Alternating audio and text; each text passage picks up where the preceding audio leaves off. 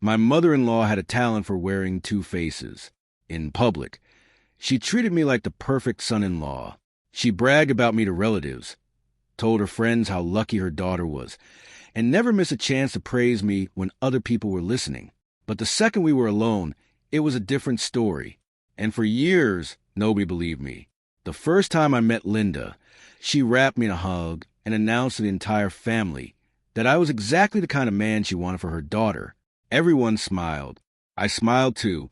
Back then, I thought I had won the in-law lottery. I married her daughter, Emma, a year later. The wedding was beautiful. The future looked simple. I had no idea what was coming. The first crack appeared 3 months after the wedding. Emma stepped outside during a family barbecue to answer a work call. The moment she disappeared, Linda's smile vanished.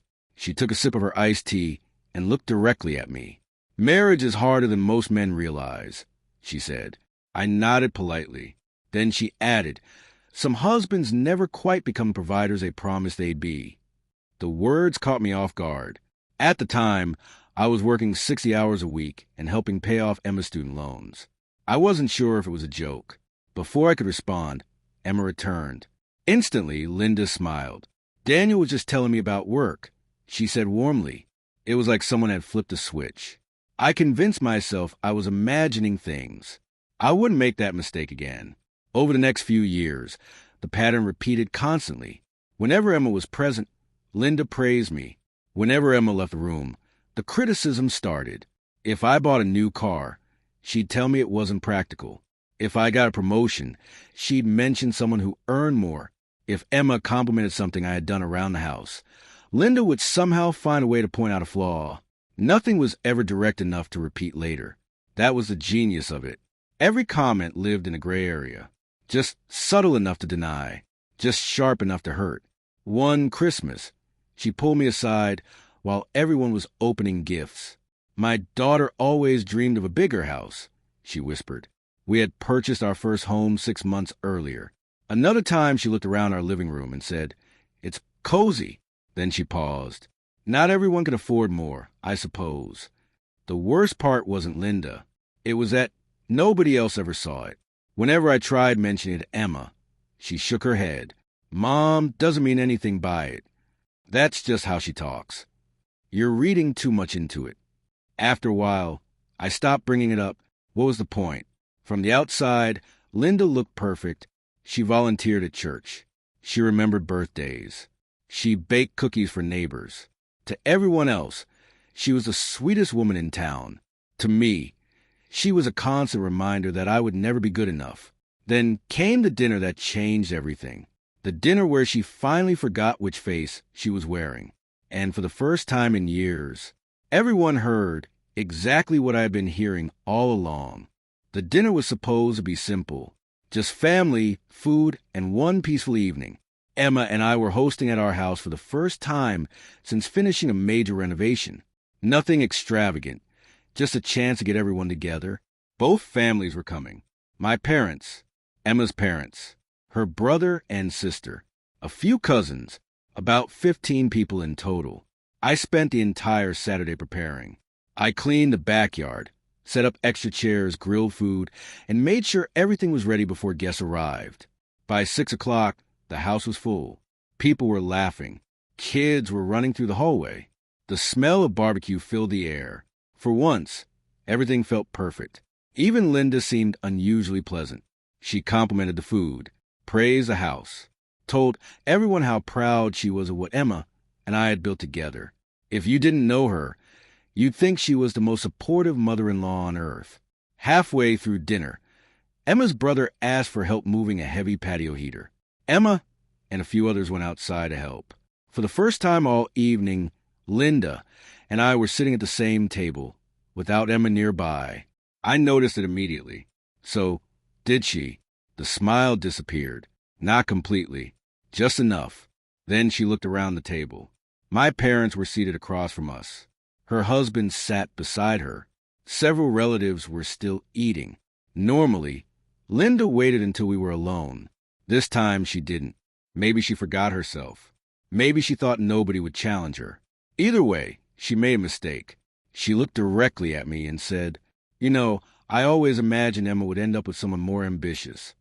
The room instantly grew quieter. I felt every head turn. I forced a small smile. Really? She nodded. Oh, yes. She's always been capable of so much more. A few nervous laughs echoed around the table. People weren't sure if she was joking. I knew she wasn't. Then she kept going. I just thought she'd marry someone a little more successful. Silence. Complete silence. My mother slowly lowered her glass. My father stopped eating.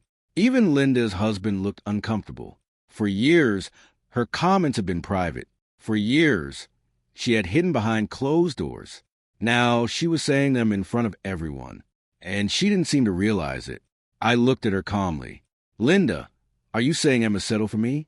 The question hung in the air. For a moment, she looked surprised, like she hadn't expected me to say it out loud. Then she shrugged. I wouldn't put it that way. Which, of course, meant exactly that. My father leaned back in his chair. My mother stared at Linda in disbelief. Nobody laughed anymore. Nobody smiled. The atmosphere had completely changed. Just then, the back door opened. Emma walked inside. She stopped immediately. She could feel the tension. Everyone could. What's going on? She asked. Nobody answered. Linda suddenly looked very interested in her plate. For the first time in years, she didn't seem to know what to say. Then my father spoke. And with one sentence, everything changed. Your mother was just explaining why she thinks you married beneath yourself. The entire room froze. The entire room froze. Emma looked at her father, then at my father, then at her mother. Nobody spoke. Nobody moved. For the first time in years, Linda didn't have a quick response ready. She just sat there staring at her plate. Mom, Emma said again. Her voice was sharper this time. What did Grandpa mean? Linda forced a laugh. The kind people use when they're trying to escape a situation. Oh, honestly, everyone's being dramatic. Nobody laughed. My father folded his napkin and placed it beside his plate. No one's being dramatic, he said calmly. You made your opinion very clear. Emma looked at me. I could see the confusion in her eyes. Then she looked back at her mother.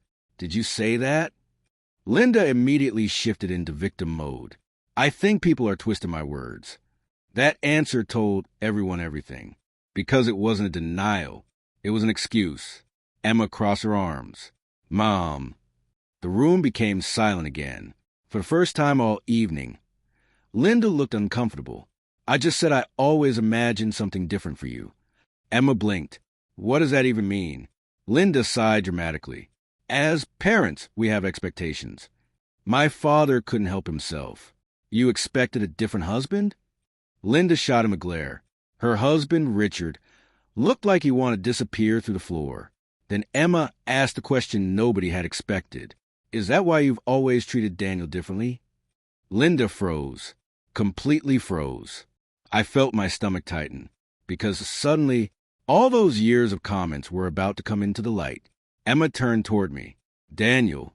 I shook my head. Part of me wanted to avoid it. Part of me wanted to protect her relationship with her mother. But another part, the exhausted part, the part that had spent years being told I was imagining things, was done staying quiet. I looked directly at Linda, then back at Emma. There have been comments.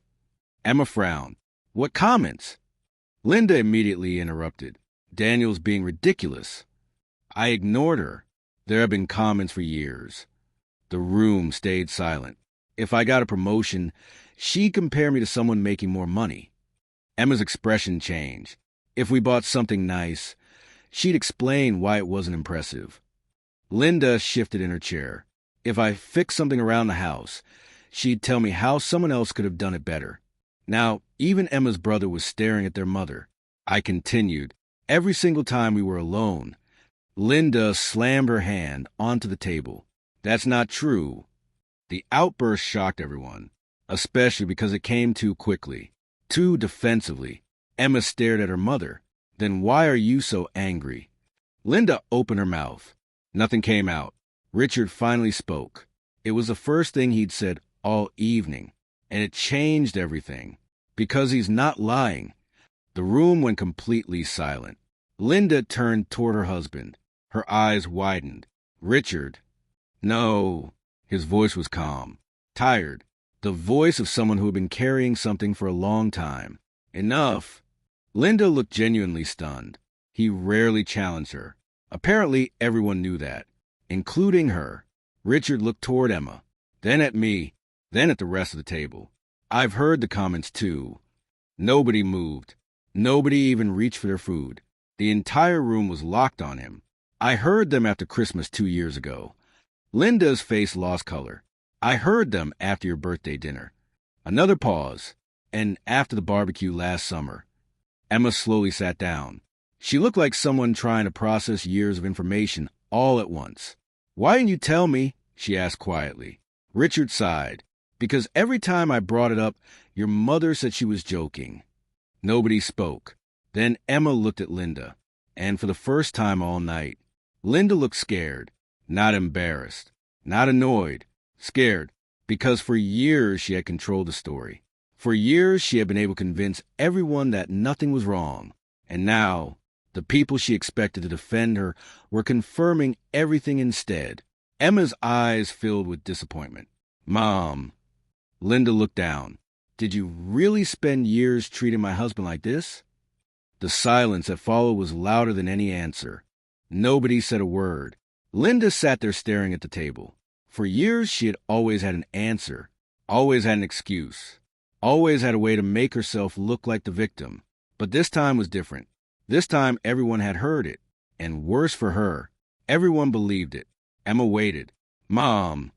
Her voice was calm. Too calm. The kind of calm that usually comes right before someone reaches their limit. Linda finally looked up. I was only trying to protect you. The entire table groaned internally. You could almost feel it. Even her husband closed his eyes for a second. Emma blinked. Protect me from what? Linda gestured toward me. From settling. The room exploded, not with shouting, with disbelief. My father actually laughed. A short, shock laugh. Settling, he repeated. Linda immediately became defensive. You don't understand. No, my father replied. I understand perfectly. He pointed toward me. This man has spent years taking care of your daughter. Linda rolled her eyes. And that was her biggest mistake. Because now everyone was paying attention. My mother leaned forward. Daniel helped Emma pay off her student loans. Emma's brother nodded. He remodeled half this house himself. One of Emma's cousins added, Didn't he drive across the state to pick you up when your car broke down last year? Another voice joined in. And didn't he help Uncle Richard after his surgery? Suddenly it felt like the entire room was speaking.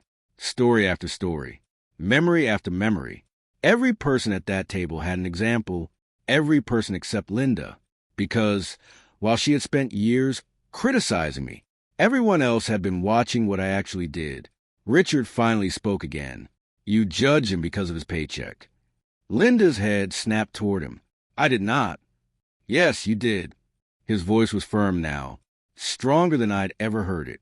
You've been doing it since the day you met him. The room fell silent again.